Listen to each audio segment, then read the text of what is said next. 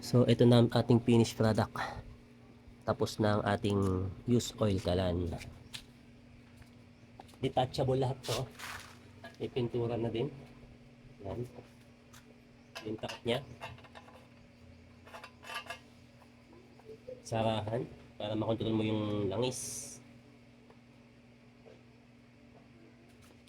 Tapos syempre ito detachable din para madali linisin. Kung gusto mong palit ng nozzle, pwede rin. I-roscas din siya.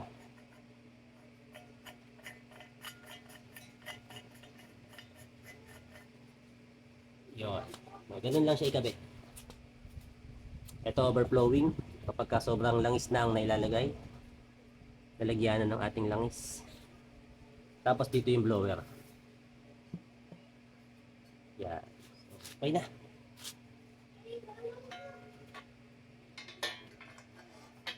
Ganun lang siya ilagay.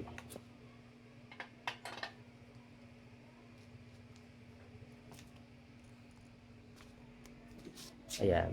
So, ganyan magiging itsura niya.